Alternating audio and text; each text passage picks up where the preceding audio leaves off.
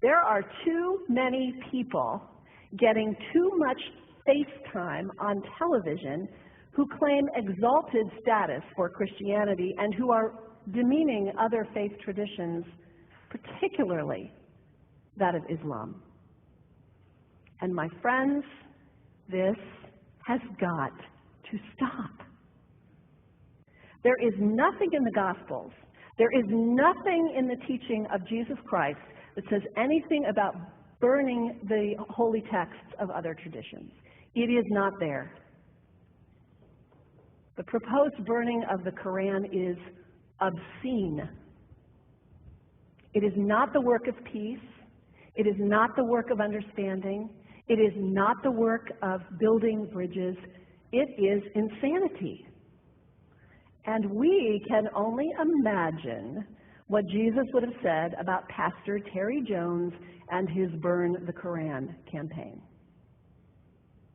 I think he would say, this has got to stop. Followers of Islam believe that the Quran is a collection of revelations received by the Prophet Muhammad from God about 1400 years ago. They believe that Muhammad was the last of a series of prophets and teachers and messengers that included Adam, Moses, Jesus, Abraham, all names revered by us as well. The word Islam means peaceful surrender to the will of God. The Quran was written at a time when the Muslim people were being driven from their homes, persecuted, and killed.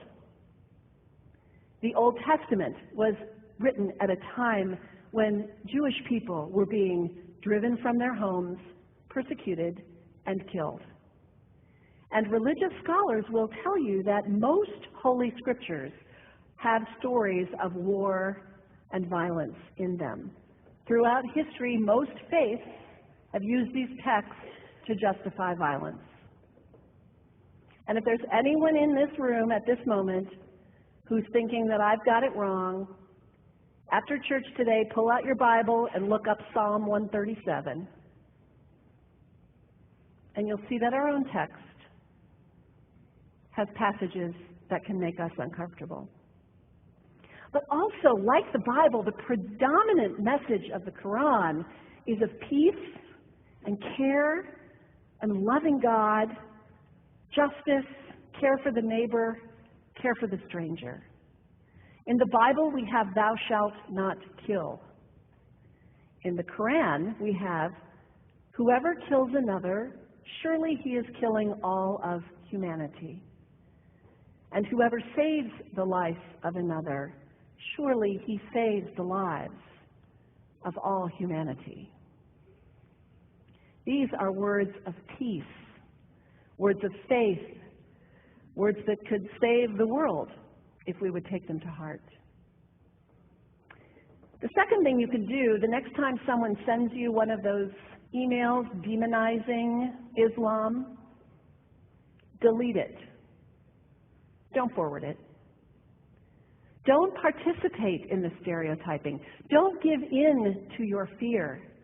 It's okay to be a little afraid. We all have those emotions. Just don't give in to it. Don't sign on for it. Don't focus on this tiny group of extremists who commit acts of violence. Focus on the hundreds of millions of Muslim people in the world who are people of faith, whose priorities and concerns and families are not so different from your own. And third, when you think of Muslim people, think of individuals. Think of the professor at Ohio State. Think of the engineer at Honda. Think of the teacher at the elementary school down the street. When you think of Muslim people, remember those who died on 9/11, not the hijackers. There was only a handful of them. Remember Mohammed Sunhami Hamandi. He was born in Pakistan. He came to the United States as a small child with his parents. He played high school football. He went to college. He became a part-time ambulance driver. He died, this Muslim young man on 9/11, trying to rescue people and save lives. When you think of Muslim people, remember Mohammed Salahuddin Cloudhurry.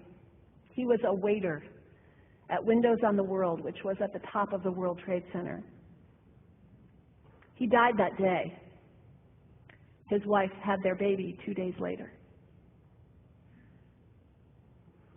One of the ladies at the 8:30 service this morning said to me after, maybe we should declare September 11th, buy a Quran and read some of it.